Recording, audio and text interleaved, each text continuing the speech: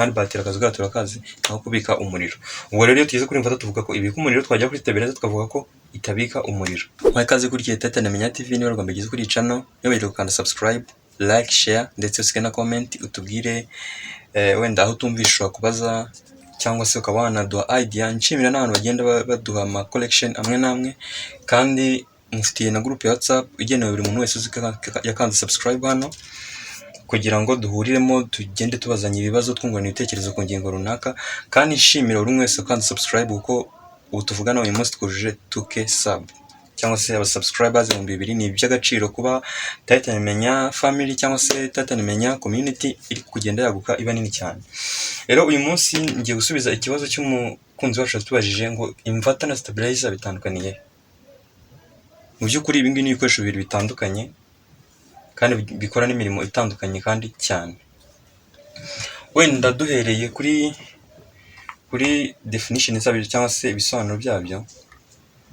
Iyo tuvuze inverter is a device that store electricity in battery and supply power during power cut.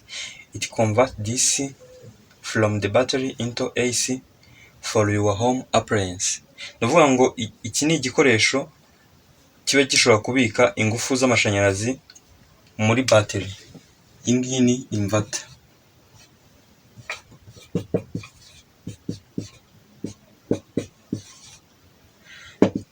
Ni igikoresho kiba gishobora kubika ingufu z'umuriro cyangwa w'amashanyarazi muri battery. Impamvu uvuze muri battery nuko akenshi inverter niba tuvuze ko ifata umuriro muri battery ikawinduramo umuriro w'amashanyarazi kugira ngo ibikoresho byo mu rugo bikoreshe, nuko nyine umuriro uri muri battery. Niyo mpamvu tuvuga ko iwubika muri battery, nuko igihe cyose igiye gukora agomba kuba ari battery iri buyihe umuriro kugira ngo indi nayo ibashe gukora. Ngo nta battery nta inverter, kereka wenda zimwe twabonye ziba mu cyo twita switched mode power supply. Urumva zira nazo ni inverter, ariko twe turi kureba noneho inverter device iri ku ruhande iri yonyine niyo turi kurebaho ubu ngubu. Urumva ifata ingufu zibitse muri battery ikazihinduramo umuriro ibikoresho byo mu rugo bishobora gukoresha mu gihe cya power cut cyangwa se cya black out. Hanyuma tukagira n'ikindi gikoresho cyitwa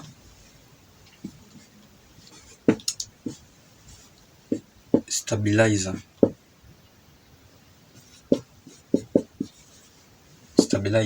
Stabilizer by definition it regulates incoming voltage if your home gets too high or too low voltage from the grid. The stabilizer adjusts it to keep the output stable, usually around 220 volts. Mvuga ngo iyi stabilizer ikintu ikora, iyo tuvuze to regulate cyangwa se nyine ni nko kuringaniza ibintu. Igerageza kuba yaringaniza voltage ziri kuza ziturutse kuri grid line cyangwa se kuri utility power. Izi voltage reg iba yaduhaye, igerageza kuziringaniza ikaba yazishyira kuri level iri stable. Akenshi bari 220, kuko muzi ko akenshi twe mu Rwanda ari dukoresha 220. Izi voltage nizo dukunda gukoresha hano mu Rwanda, kandi kabikora mu gihe input cyangwa se hariya kuri grid line byabaye high cyangwa se byabaye low. Akenshi hari izo njya nkunda kubona ziba zifite tolerance wenda y'10%. Ibintu bya tolerance nabwo ikintu biba bimaze, ubwo biba bisobanuye ko iba ishobora gukora neza mu gihe izi voltage zazamutseho 10% cyangwa se zigabanyikaho 10%. Ubwo niba tuvuze hano 10%,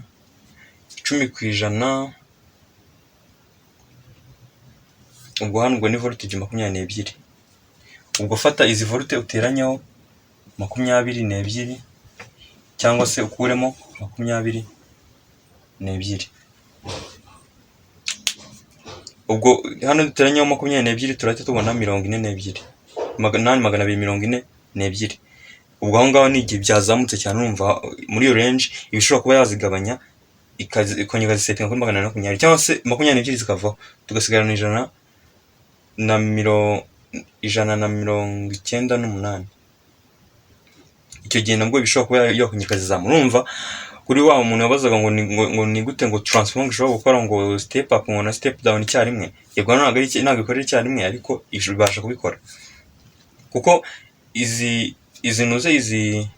stabilizer izo akenshi iyo itari digital cyane irabidetectinga mu gihe umuriro waba wamanutse, transformer igatangira gukora nka step up, hanyuma mu gihe none umuriro wazamuka transformer yayo igatangira gukora nka step down kugira ngo isetting voltage ahantu hamwe cyangwa kuri constant level. Noneho tukagira n'ikindi aho zikoreshwa by'umwihariko iyo tuvuze iyi inverter yo ikoreshwa mu cyo twita blackout. Navuga ngo iyo tuvuze blackout ni kuriya umuriro wagiye totally, icyo gihe nibwo inverter itangira kwifashishwa kugira ngo idukorere icyo twita backup, kubera ko urumva nta muriro n'umwe uhari, kandi twabonye ko yo ibasha gufata uriya muriro muke dufite muri batiri voltage 12 ikazizamura ikazigera 120, kandi nazo za AC kugira ngo ama appliance yacu yo mu rugo abashe kuba yazikoresha. Hanyuma nanone tukajya kuri stabilizer. It protects sensitive electronics like refrigerator, TVs, AC from damage. Navuga ngo iyi ngiyi stabilizer yumva ibishinzwe kurinda ibikoresho bibasha kuba nyine byaterwa ibibazo n'umuriro uhindagurika, kubera ko hano hari ibikoresho tugira mu rugo umuriro uko uhindagurika bishobora guhita byangirika mu buryo bworoshye cyane, ariko rero aho ngaho niho dukunda gukoreshaho iyi stabilizer kugira ngo ibashe kuba yadufasha kugira ngo igikoresho cyacu ntikibashe kugira gute kwangirika. Hano dufite noneho difference zabyo zigiye zitandukanye dushobora kwifashisha tugendera mu kubitandukanya. Mu by'ukuri ibi ngibi ni ibikoresho bibiri bitandukanye ariko byose dukenera mu rugo. Uvuga ngo hari igihe umuntu ashobora gukoresha kimwe muri byo, hari igihe ushobora kubikoresha byombi, biterwa, cyangwa se byose ukanabyihorera, buri muntu niwe ufite uko yica imbwa ye cyangwa se inyogo ye. Ushobora gukoresha kimwe muri byo, ushobora kubikoresha byose, ushobora no kubyihorera, gusa ariko ntabwo dushobora kwirangiza none ingaruka bishobora kugira, kubera ko nimba imwe ishobora gukora mu gihe umuriro wagiye ikaba yaguha umuriro, ubwo niba utayifite nyine nawe urabyumva, mu gihe nyine umuriro wagiye ibintu bizakubaho nta muriro uzaba ufite. Icya mbere, hano dufite inverter, hano tukagira stabilizer, hano tukagira icyo twita purpose cyangwa se nyine icyo ziba zigambiriye ubundi.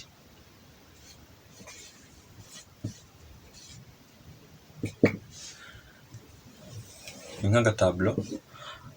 Hano iyo tuvuze kuri purpose, iyi ngiyi ya mbere ni backup,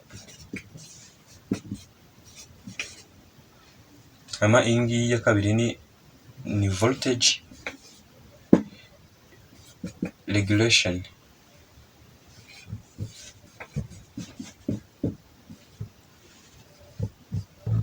Voltage regulation.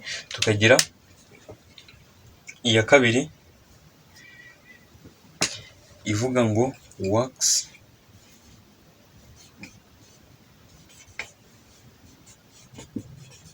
when. Hano kuri inverter ni power failure.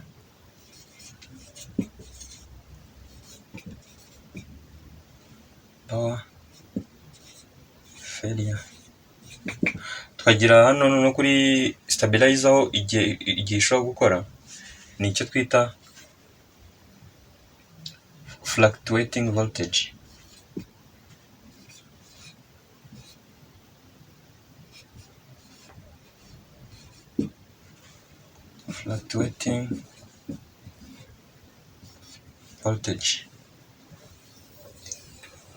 Tukagira tukagira ibindi byaho zikoreshwa. Imwe n'ubundi twabonye ko ni muri backup, indi ikakora mu kurinda biriya bikoresho byo mu rugo cyangwa se ama appliances. Tukagira n'ikindi kibazo kibaza ngo se ziproteje ama device cyangwa se zirinda ama device.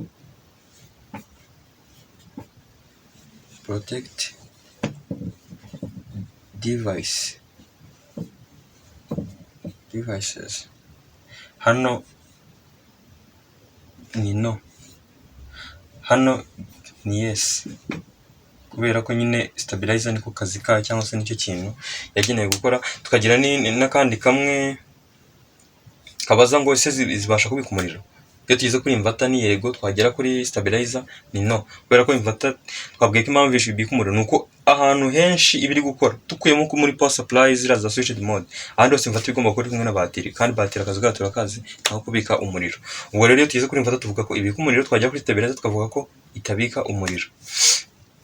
Hanyuma hano backup ngira ngo byumvikanye, ni igihe umuriro udahari nyine, backup nyine ni nk'umusada, iduha umusada mu gihe umuriro wagiye, ikabasha kuba yaduha undi muriro wo gukoresha. Hanyuma works when power failure, n'ubundi ikora cya gihe umuriro wabashije kugenda. Hanyuma twagera kuri stabilizer, iyo ikora muri case ya fluctuating voltage, cyangwa se ni igihe voltage zigenda zihinduka by'akanya gato, zikaba zakiyongera cyangwa zikaba zagabanyuka, nyine ukabona nyine ni ibintu biri kuba ariko biturutse wenda ku ngingo runaka. Hari igihe ushobora gusanga biri guterwa wenda na moteri z'amashanyarazi runaka ziriya nini cyane z'amatrifazi. Hari ukuntu iyo iri guhaguruka nyine itangiye gukora, hari ukuntu iteza muri kino kibazo cya fluctuating voltage, ukabona ibikoresho biri hafi aho ngaho bitangiye gusa n'ibiblinkinga cyangwa se n'ibicika intege.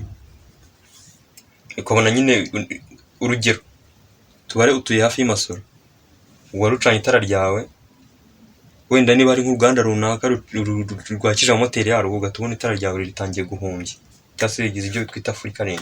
Biriya byose nibyo stabilizer ibishinzwe kuba yaturinda. Hanyuma tukagira na protect device, bari kubaza nimba noneho hano zirinda ibikoresho. Kuri inverter ni no, ntago inverter ntago irinda ibikoresho. Gusa ariko nanone umuntu ashobora kutavuga ati none se ko ngiye ngo inverter yanjye ngo ubundi ukuntu imeze, ngo yo ngiyo bishyizeho umuriro ngigomba kuvuga ngo output ngo ngifixe ngo ntabwo igihinduka. Yego nibyo, ariko ubundi akazi ka inverter ntago ari ako kurinda. Ahubwo iyo ubonye imeze gutyo ibifite mu cyo twita built-in stabilizer, kuko hari nka device nzababwiraho iyo ikora ibintu byose icyarimwe yitwa UPS cyangwa se uninterruptible power supply. Iyo ni device ibikombininze ibi byose, ibifitemo stabilizer ikagiramo na inverter, kandi ikabasha kuba yacomekwaho nayo ama appliance mu gihe umuriro uri kuba mubi. Ishobora guhita stabilizer ibibona igahita yishyiriraho inverter, kubera ko nkuko nabwiye ngo iyi stabilizer ishobora kugira tolerance y'10%, hanyuma iyi 10% rirenze, iyo ari UPS ihita ikuraho utility power cyangwa se ibya grid line, igahita ishyiraho inverter, igatangira gukoresha umuriro muri battery mu gihe iri kubona ko umuriro uwo kuri main source utameze neza. Urumva yo noneho UPS bikombiningira byose hamwe kugira ngo bibashe gukorera icyarimwe. Nkuko nabwiye ushobora gukenera kimwe muri ibi cyangwa se ukenera byose icyarimwe cyangwa se ukabyihorera, ariko ibyiza no kubikoresha byose icyarimwe nkuko nabibabwiye muri UPS.